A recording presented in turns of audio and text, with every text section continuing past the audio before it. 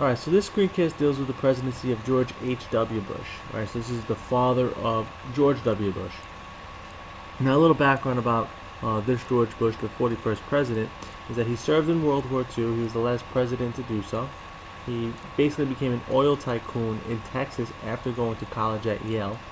Now, he wasn't born in Texas. He was actually born in Massachusetts, but he was probably one of the most qualified people to ever become president. He served in Congress. He was an ambassador to the UN and to China in the 1970s. He also headed the CIA at one point. He attempted to run for president in 1980, tried to gain the Republican ticket but failed and lost to Reagan, but he became Reagan's vice president for 2 terms. Now, during the 1988 election, he started the campaign a little bit behind because of how Reagan left office, as you can imagine, the whole Iran-Contra affair, that controversy.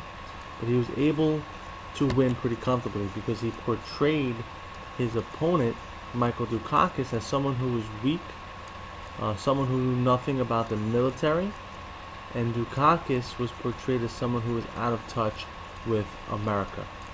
Now,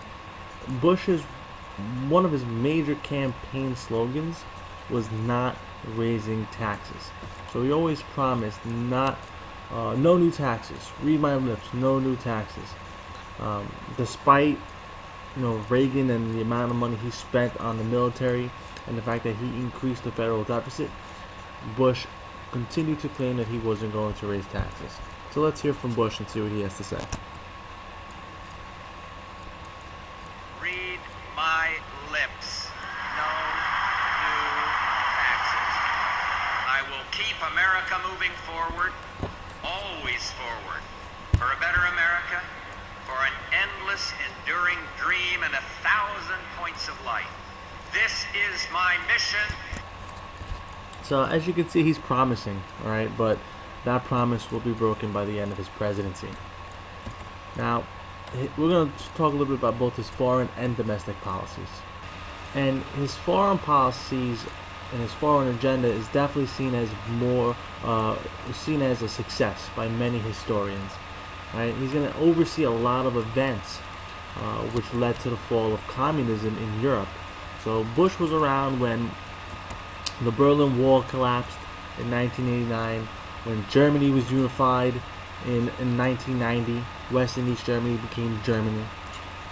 Right? Like I said, he was president also when the Soviet Union collapsed and was replaced by sort of a loose alliance of former Soviet republics that became known as the Commonwealth of Independent States. So he saw this transition from the Soviet Union to the Russian Federation. And he was able to continue nuclear weapon reduction talks with the Soviet Union as well. Now, another major event, another notable event, was America's invasion of Panama in 1989. Panama's in Central America under Bush. At the time, Panama was ruled by a brutal military dictator, Manuel Noriega. Noriega was a guy who squashed many rebellions against him, had no regard for human rights. He had even threatened Americans who were living in Panama at the time, in which many were, really because of the Panama Canal. He also helped to traffic drugs from South America into the United States. So really, an enemy of the state for sure. Now, in December of 1989, U.S. forces invaded Panama and they overthrew Noriega. And this was known as Operation Just Cause. Right? Noriega was transported to America and he was put on trial, put in prison.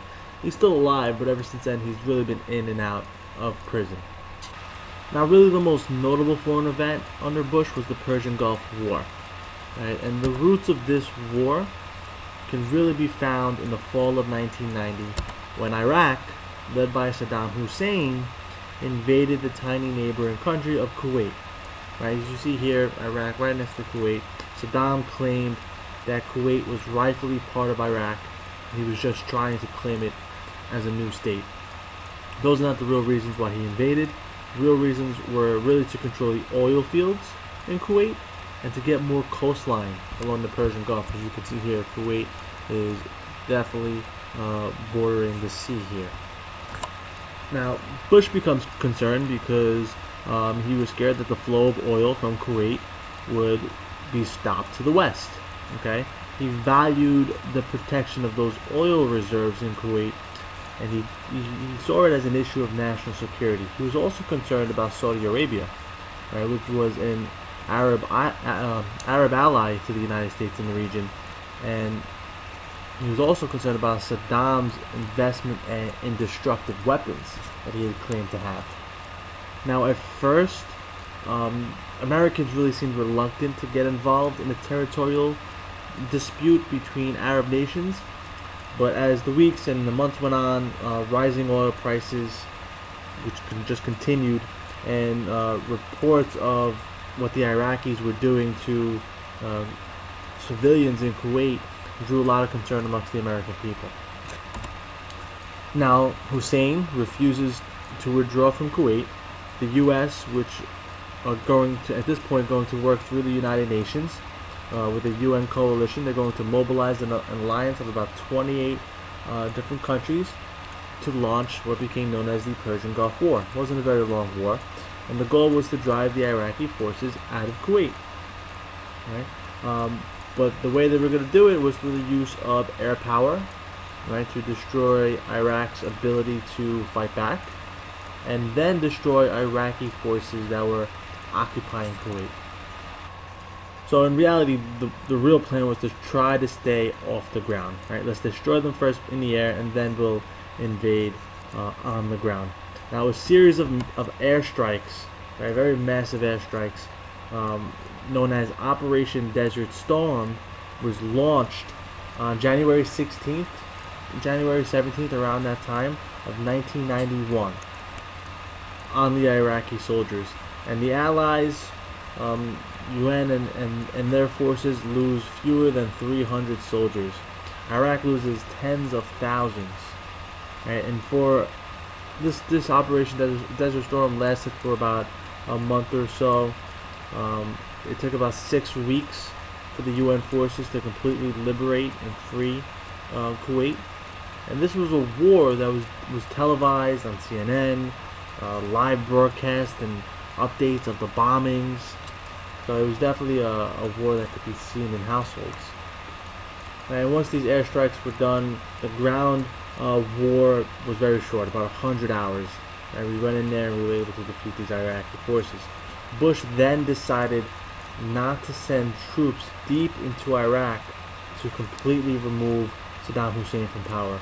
He expected that Saddam's opponents would overthrow him, but that never happened. Now, lastly, we're going to see that Bush's domestic agenda was not as successful as his foreign agenda, and really a big reason why he's going to lose to Bill Clinton in the 1992 election. But one notable achievement that he did have was the American with Disabilities Act of 1990. And what this act did, it provided accommodations and support for Americans with disabilities in public facilities. Right? But if we remember the speech that he gave earlier on, he actually chose to raise taxes, right, after getting involved in a war, right, after saying he wouldn't in the early 90s. He would raise taxes within the United States. And this was politically definitely a bad move, but maybe the right move at the time, but people were very critical of it because he's sort of going back against his agenda here. And it's going to really hurt his credibility. It's going to alienate him from his party, the Republican Party. Alright, so Bush is really getting on the bad side of many of these Republicans. And that'll continue to happen. He'll also anger many liberal and moderate Republicans when he nominates an African-American, Clarence Thomas, to the Supreme Court in 1991 as a conservative black judge. So Clarence Thomas being conservative really angered a lot of the liberal and moderate Republicans of the time. And he loses re-election in 1992. Clinton is going to use his failure as a domestic president against him. Clinton was younger, and he's going to sort of bring in this new generation within the United States. Alright, so that's all we're going to do with George H.W. Bush. I'd like you to please answer these 4 questions on him, right, focusing on his domestic and foreign policies, and why he was able to also win the 1988 election.